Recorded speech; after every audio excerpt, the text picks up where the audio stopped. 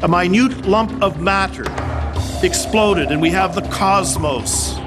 These particles came together by chance, bumped into each other, and formed a planet Earth by chance.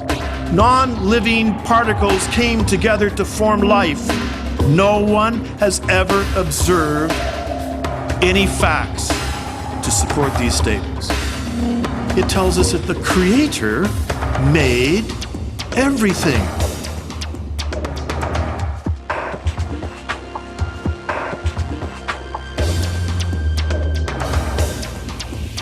We're moving on with our series, Searching for the Truth on Origins.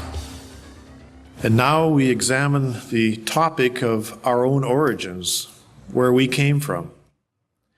In this session, session number 7, we want to talk about the evolutionary perspective, the belief that man has evolved from lower levels of consciousness.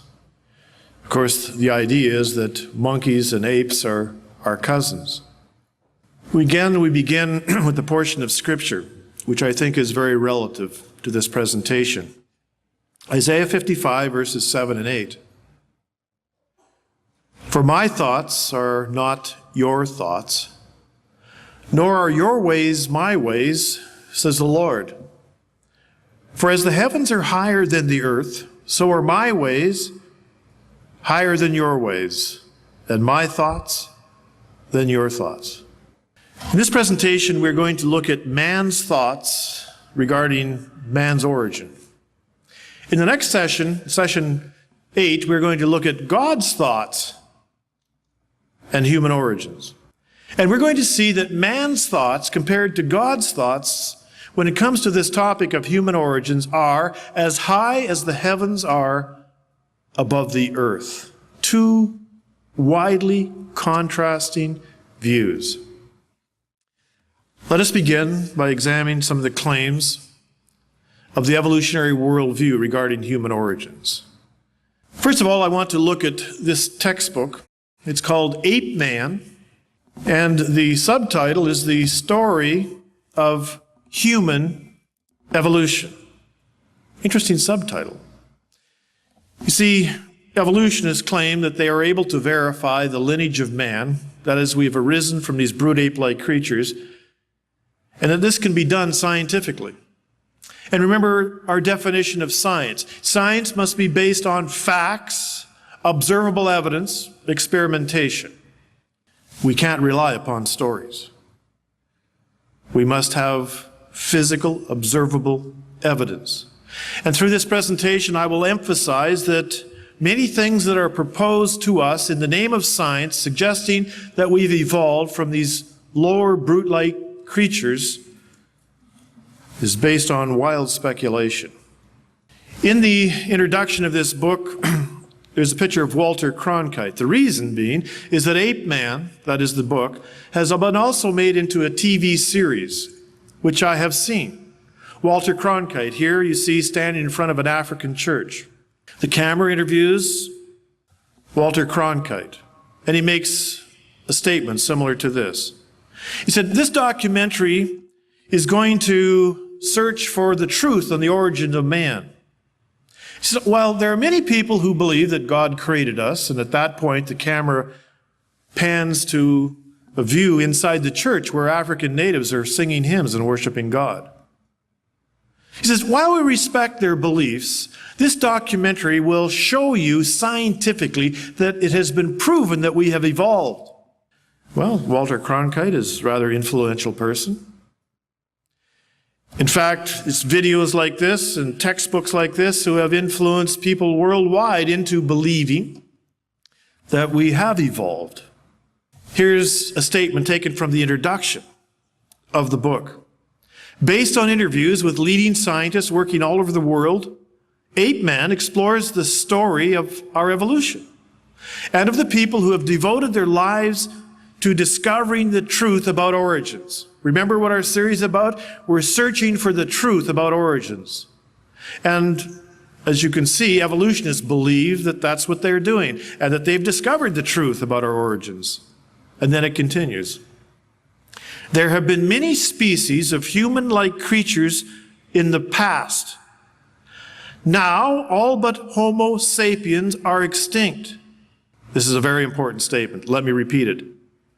There have been many species of human-like creatures in the past.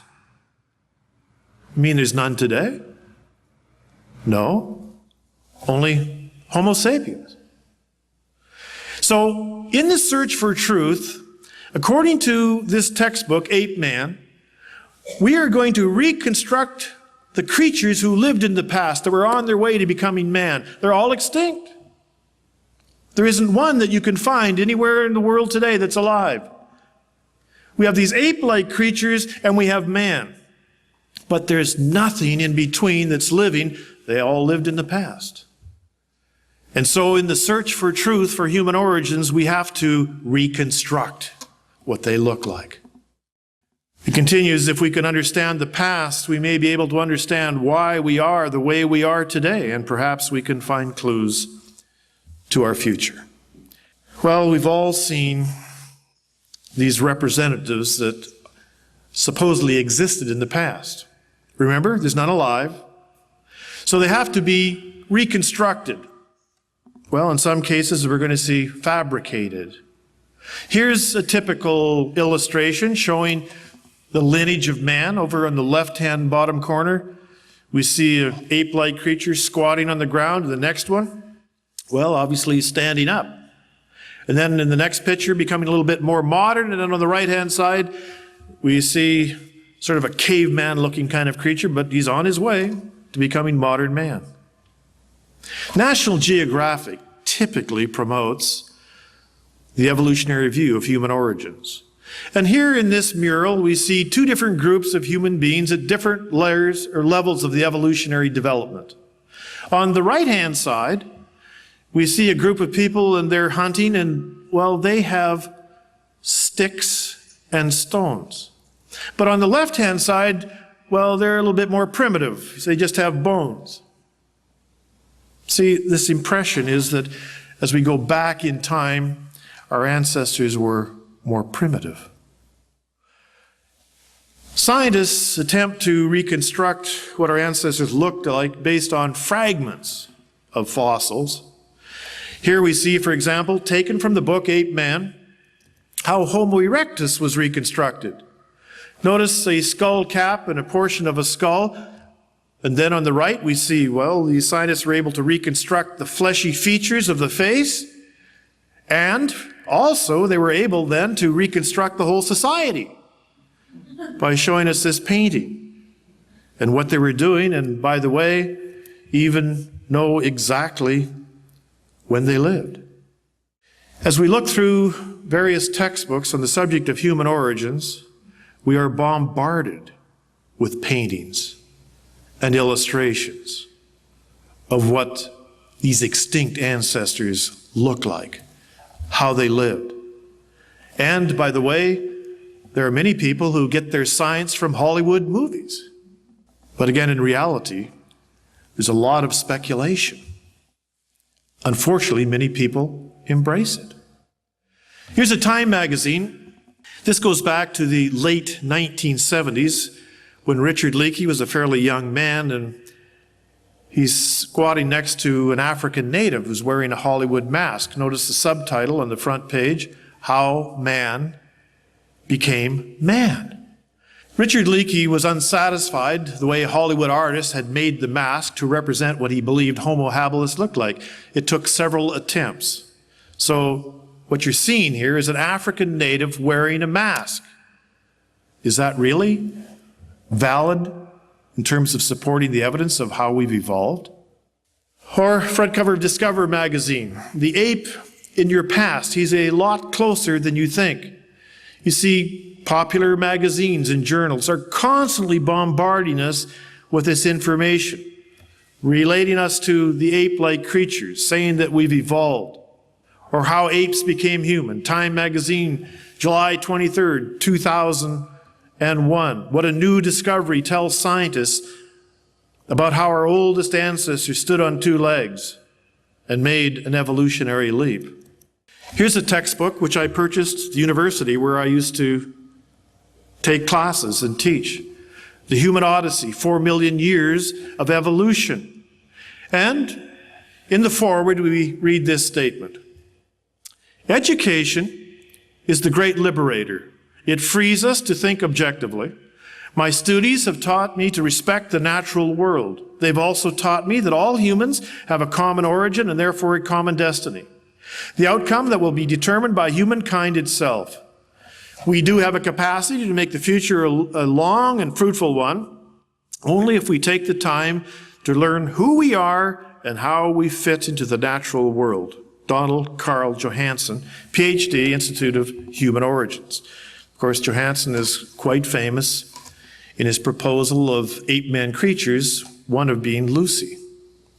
In this book, The Human Odyssey, we are given a number of suggestions of what our ancestors may have looked like. By the way, these are paintings of lemur-like creatures, and according to this textbook, yes, these are our cousins. As you see in this lineage, we have lemurs, tarsiers, South American monkeys, Old World monkeys, gibbons, orangutans, gorillas, chimpanzees, and humans. And there you see the common connection, according to the idea of evolution. This is what is taught in universities as acceptable in terms of human origins.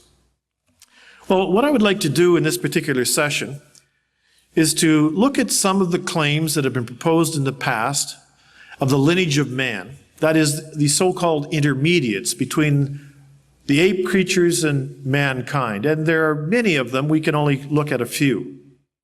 So we will choose some in this proposed lineage of man. Notice on the left-hand side, the monkey-like creature, and on the right-hand side, modern man. And remember in the introduction of Ape Man, there have been many ape-like creatures that have lived in the past, but they are all extinct. So let's examine some of the claims. Here's one. It was proposed a number of years ago as a credible link in the ape-man lineage. It's called Ramapithecus. Ramapithecus was first formulated based on two portions of jawbone, one found in Africa and the other in Turkey. And the teeth, they thought, were more human-like than ape-like. So from this, Ramapithecus was reconstructed. There we have the painting. Notice what Ramapithecus looks like. Well, they seem to know a lot of details. They could see how long his arms were, how stooped over he was when he walked, how much hair on the body, the features of the face, even the length of the large toe. Science Digest, April 1981, states, nevertheless, a reinterpretation of Ramapithecus' human-like jaw by David Pilbeam of Yale, one of the experts on the species, now suggests that Ramapithecus was an ancestor of neither modern humans nor modern apes. Instead, Pilbeam thinks it represents a third lineage that has no living descendants. So at one time, it was in the lineage of man, it was removed, and for this reason. Then we have Australopithecus. Australopithecus, found in the early 1900s by Dr. Dart, by Dr. Lewis Leakey. And as you can see from this skull, it doesn't look human-like at all.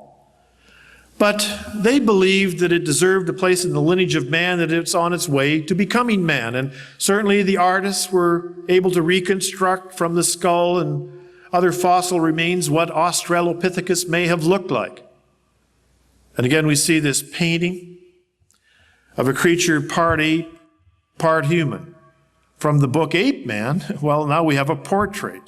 But again, keep in mind what you are seeing. These are paintings done by modern artists attempting to explain what our ancestors looked like in the past. And notice on the left-hand side of the screen, there's a whole family of these part ape, part human-like creatures based on fossils that don't look human in any way. Richard Leakey, the son of Louis Leakey, in the late 1970s, removed Australopithecus from the chart. At least that was his opinion. And it made his father so angry. His father was the one who had placed Australopithecus in the chart.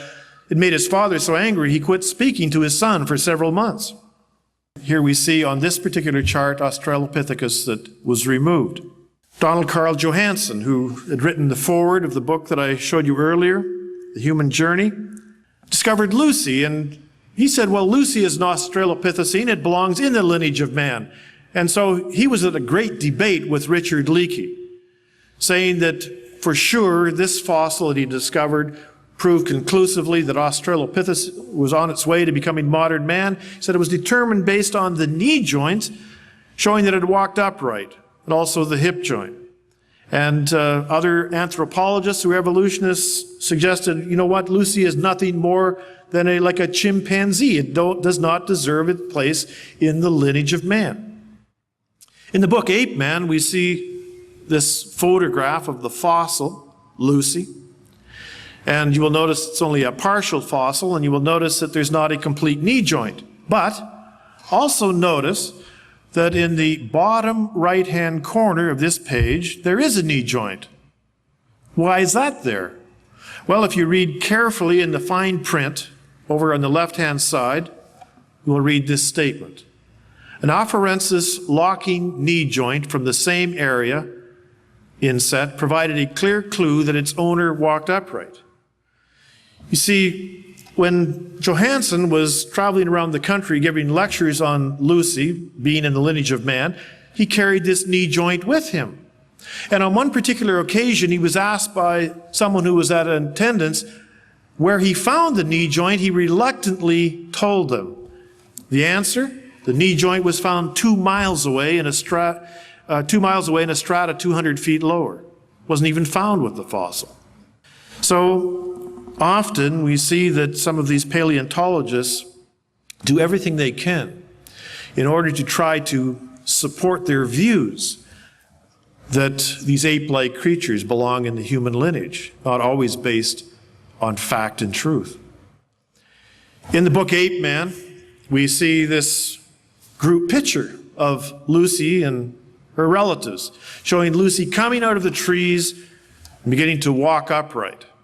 But again, this is not a photograph. It's merely an artist's representation. When we look back historically regarding how this lineage of man came about, it's important to go back to the time of Ernest Haeckel, shortly after Darwin wrote his book, The Origin of Species. Charles Darwin had laid out the idea that through time there's a progression from lower to higher, from simple to complex. And although he did not state it clearly that humans had evolved from monkeys, of course, it was inferred.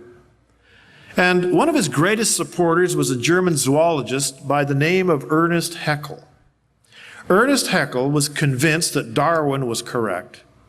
In fact, he was willing to propose that it would only be a matter of time when a missing link would be found showing the connection between ape-like creatures and humans. And this is how the first fossil of Homo erectus was discovered. First of all, let me point out to you that Ernest Haeckel was so enthusiastic that there would be a link found between apes and humans, he decided to have one reconstructed before anything had been found. That is, he hired an artist to paint what the missing link would look like when it was found. And here we have the famous Pithecanthropus Alice and his mate, and also a child. Ernest Haeckel had an artist paint what the missing link would look like before anything was found. Now, Ernest Haeckel had a graduate student by the name of Eugene Dubois. And Eugene Dubois was instructed by Haeckel to find the missing link, and he even told him where he would likely find it, in Indonesia. And this is how Homo erectus first came about. Dutch archaeologist Eugene Dubois went to Indonesia, Java, and he himself actually didn't find these fossils. He hired some ex-convicts who were out on parole to go out and do the digging. They found a skull cap of a gibbon, and then the following year, 50 feet away in that same location, a human leg bone and some molar teeth. Dubois was reluctant to announce that he'd found the missing link, but later, after discussions with Ernest Haeckel, he was convinced that, yes, he had. And so Java Man first appeared. And here is a model of Java Man based on the skull cap of an ape and a human leg bone. Before Dubois died, he admitted publicly actually what he had discovered. Here is a model of Pithecanthropus erectus, Java Man, which I took a picture in the Museum of Natural History in Beijing, where it stands today. Then we have Neanderthal. Neanderthal is commonly considered to be one of these creatures that's evolving on its way up to become a modern man, rather brute-like. And the first fossils of Neanderthal that were found, they saw that the brow of the skull was somewhat pronounced, the joints were enlarged. And so it was announced that a missing link had been found between apes and humans, brute-like creature that existed in the past on its way to becoming modern man. And this was one of the first depictions of Neanderthal. And you will note it's very brute-like, very ape-like, and he's carrying a club. Well, numerous fossils of Neanderthal have been found, and also scientists have reconsidered their interpretation. The brain capacity of Neanderthal actually is larger than ours. But they've also discovered that the reason that there was a brow pronouncement and the joints were swollen is because these were a group of people that suffered from some kind of a dietary deficiency, perhaps like a bone disease like rickets. Modern man is not any different than Neanderthal other than these joint enlargements. And Neanderthal, as I said, has a larger brain. So there has to have been a reinterpretation. And now we see Neanderthal, as you can see, he's lost a lot of hair. Instead of a club, he carries a sharpened stick. You see, this search for the truth on human origins has covered nearly every continent. And in America, there has also been a contribution, somewhat of an embarrassment. In the 30s, in Nebraska, a tooth was discovered. And scientists at the time thought they had found clear evidence of an ape-man creature on his way to becoming man. And in the London Daily Times, a British newspaper, in the 30s, this photograph or this illustration, drawing of Nebraska, was published. And there you see Nebraska man and his wife, Nebraska woman. Later, it was determined that from this single tooth, Nebraska man had been reconstructed, and that tooth actually was the tooth of an extinct pig. So in America, the attempt to come up with the missing link failed. Then we can go to Great Britain. Piltdown man. Piltdown man for years stood in the British Museum of Natural History, that is a model of Piltdown man, as a trophy to Darwinian evolution. Piltdown man was found in the area of Piltdown in southern England. I've been there on a couple of occasions. Charles Dawson, who was an amateur biologist, found in a gravel pit not far from his home a skull cap. Later, digging in the same pit, he found a jawbone, thought it was kind of an ape-like jawbone, and of course he put the two together, and the jawbone along with the skull formulated Piltdown man. Later, upon closer investigation, it was discovered the jawbone actually was the jaw of an ape. The teeth had been filed to make them look human-like. The whole thing was a fraud. And to this day, no one is quite certain what happened, whether it was Dawson himself who did this or if somebody planted the jawbone in the pit. And later that this became evidence supposedly for evolution, that's still a question. But whatever the case, Piltdown no longer is even considered to belong in the lineage. It too has been an embarrassment to the evolutionary community.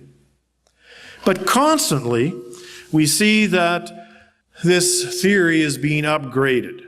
And if you follow the news, whether it be through magazines or journals or television news, you will see, well, almost monthly, there's some new discovery that is found somewhere in some place.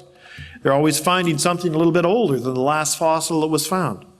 Let me give you some examples. August 23rd, 1999.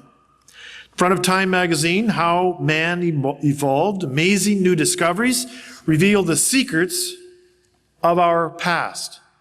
And in this magazine, we have this article, Up from the Apes, Remarkable New Evidence is Filling in the Story of How We Became Human.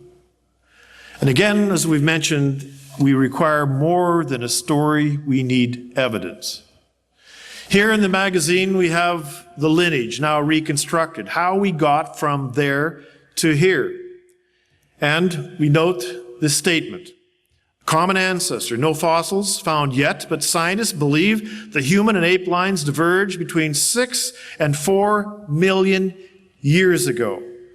And there we see many of the ones we've already discussed, some placed still in the lineage of man, claiming that these are credible fossils, part ape and part human. The fossil that was found, as you can see, is number 1. It's called Ardipithecus ramidus. It was discovered by a Japanese anthropologist who was walking in the desert in Africa and looked over his shoulder at noon and saw in the distance a tooth. And as he states, I quote, "I knew immediately that I had found a very important hominid fossil, even before he picked it up." They claim that it fits into this period of time, a little over 4 million years ago. Then another article, now more recent, July 23rd, 2001, One Giant Step for Mankind. Meet your newfound ancestor, a chimp-like creature that stood up and walked 5.8 million years ago. So now you see that just in a few years, another discovery has been made, and they have found a fossil that is older than the previous one, from 4.4 million now to 5.8 million years ago. And this is called the newfound ancestor. Well, where did they find him? Well, this is rather interesting. Time magazine shows us the location. It's called Ground Zero. Scientists scour barren African hills where humankind was born in more fertile times millions of years ago. And I want you to note what this area looks like. It's an area that shows vast devastation, volcanic destruction. And there on the side of the hill, you see a group of scientists, and they're looking for fossils. In fact, they are panning for fossils. There you see one of the scientists who has a pan. He's shaking through. He's looking for fossil evidence that we've evolved from brute-like creatures. And sure enough, he discovered something. What did he discover? This single bone. And from this single bone, a toe bone, these scientists were able to reconstruct our newfound ancestor. You see, these are the facts. I'm not making this up. My objective of showing you this is to have you think critically. But unfortunately, most people don't. There it is on the page. This toe bone proves the creature walked on 2 legs. Well, I need more evidence. Remember, this lineage between ape-like creatures and man they're all extinct. There's none alive today. They lived in the past, and they have to be reconstructed. Then we have another discovery, now July 22nd, 2002. Is this our first ancestor? And yes, sure enough, now scientists have gone back 7 million years. In the previous presentation, I presented to you how they claimed they found out it was that old. They couldn't even date in the area radiometrically. They had to look at the fossils that were there and then find another area where there were fossils and date that location with radiometric methods. And they've come up with this period of time they think is approximately 7 million years old. And now we've got one that's the oldest that's ever been found. And he's the father of us all. Is this really true? And once more, the lineage goes back further and further in time as the new kid in the block, as they say, has come on the scene. And many people are convinced. Richard Leakey, and I've mentioned his name quite often in this series, in 1982 made a statement, and I think this statement is a fair statement. He said he once believed that we could trace the lineage of man back 15 million years. But he came to this revelation one day that that was impossible. He said he'd made a 12 million year error. He said the furthest we can go back in time to trace our ancestors is to 3.75 million years. And these are just some footprints that were found by his mother, Mary, in Laetolia, Kenya. In other words, here's a scientist who says, you know, I used to believe this, but now I don't, I've made a mistake. That's good. But is he even correct in saying that we can go back 3.75 million years? And if so, what did they find? Well, they found footprints. And these are the famous footprints found by his mother, Mary. By the way, isn't it interesting? Louis Leakey, Richard Leakey, Mary Leakey. Mother, father, and son. These three people have shaped the minds of billions of people with their theory. Well, here's Mary Leakey, and there you can see taking some measurements of a footprint found in volcanic material in Kenya. And they dated this material, and that's where they came up with this age, 3.75 million years. Remember, they've dated the lava dome at Mount St. Helens that was formed in 1980 and since, and it dates millions of years. Are these dates accurate? Well, I think they're questionable. Well, here's the footprints. And this is what Richard says. These footprints are the best evidence we have of what our ancestors were like, and we can trace our lineage back to them. Here is the area in which these footprints were discovered. And I want you to notice there is only a very small amount of material above the volcanic layer. Just a small layer of turf, just a few inches. That has been removed, and there you can see these scientists observing the footprints.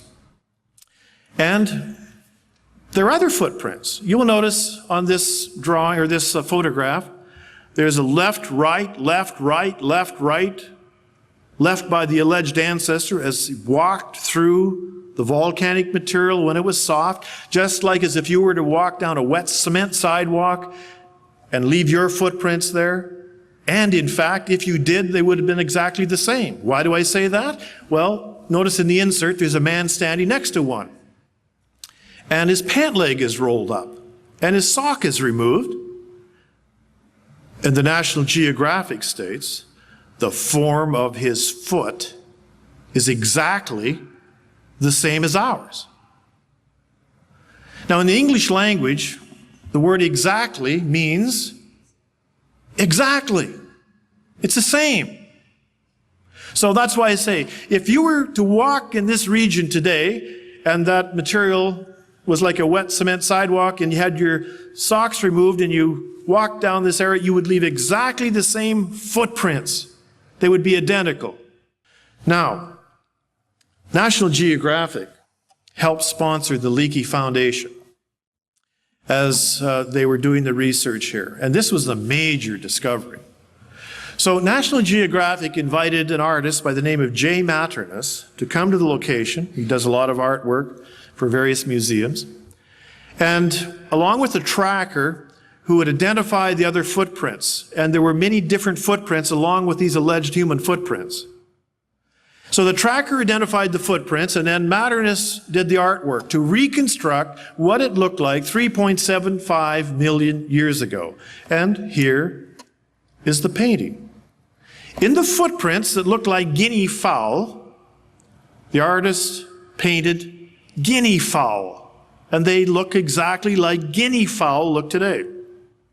In the footprints that look like giraffe footprints, the artist painted a giraffe.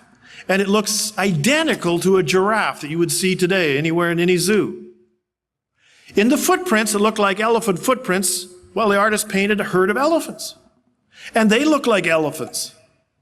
In the rabbit footprint, the artist painted a rabbit, just like a modern rabbit. And off to the side, it's difficult to see, there's an ostrich that was painted because there was ostrich footprints there. But in the footprints that are identical to ours, the same, no difference, the artist painted two adult, baboon, part human-like creatures without any clothes, one carrying a baby, the other a stick. There it is, in the name of science. But is this science?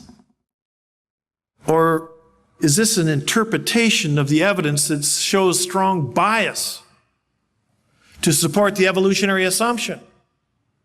Richard Leakey says, as far back as we can go to prove the validity of our human origins are to these footprints. But what was in the footprints? Do you trust the painting? I don't. By the way, I had to censor this particular one. But if you go to the Museum of Natural History in New York, this is what you'll see. These are the models based on those footprints. And just last fall, when I was in New York City, I went to the museum. I was standing in this very location, and a professor in part of a class, university class, came by. And the professor was pointing to these models, and he said, how can anyone not be convinced? It's amazing. People don't think critically. We've been looking at the lineage of man. This belief that we've evolved. Remember from the introduction of the textbook, we were told there are no living intermediates. They're all extinct. My question is, are there any intermediates? Do they exist? Or is this something which is simply in the minds of men, a way of attempting to explain our origins based on evolution? In the Human Odyssey, which we read from the introduction earlier, we read this following statement.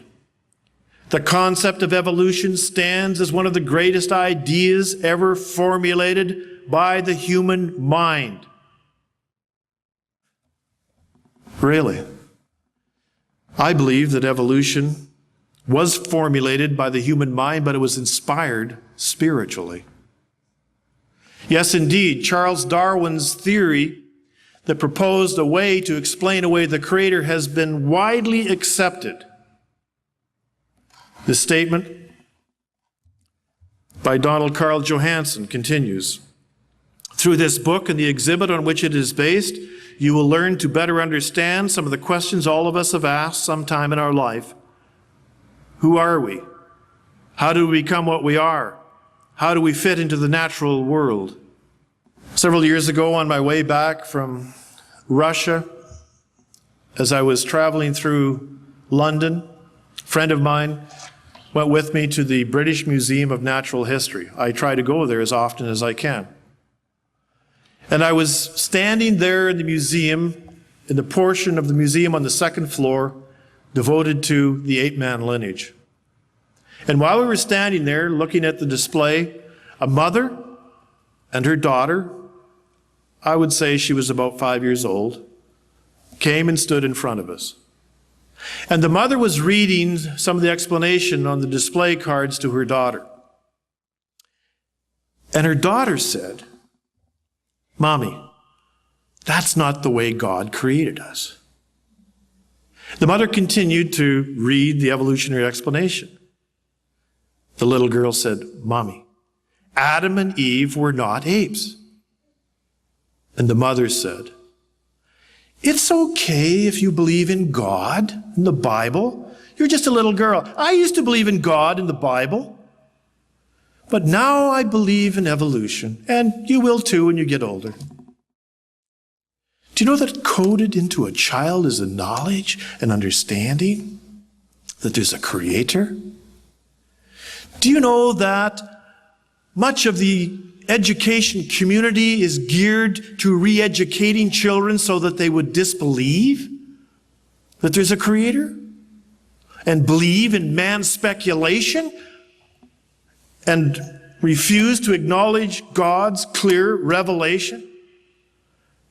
That's exactly what is taking place. Roger Lewin, from his book Bones of Contention, page 348, states the following: "It is an unfortunate truth that fossils do not emerge from the ground with labels already attached to them. And it is bad enough that much of the labeling was done in the name of egoism and a naive lack of appreciation of variation between individuals. It remains inescapably true that applying the correct label is astonishingly difficult, not least because such labels are in a sense arbitrary abstractions, especially so when the material on which the analysis is being done is fragmentary and eroded. It is an incredibly difficult problem," says Lord Zuckerman. "It is one so difficult that I think it would be legitimate to despair that one could never turn it into a science." Lord Zuckerman's not a creationist. He's saying, do you know that these interpretations, these labels that we put on the fossils, they're not legitimate. They're not science. And I am reminded what Paul said to Timothy: be cautious of science, falsely so called. There are billions of people today in the world who don't believe there's a creator. Therefore, they don't believe there's a redeemer, because they believe in evolution. They've been taught to believe. And I believe they have been deceived. O Timothy, keep that which is committed to thy trust, avoiding profane and vain babblings and oppositions of science, falsely so called, which some professing have erred concerning the faith. Grace be with thee. That, in summation, is the evolutionary view of our human origins. In our next session, we want to talk about God's view, his revelation given to us from Scripture. And we're going to see, just as we read from Isaiah 55, as high as the heavens are above the earth, so is God's view on human origins than man's view.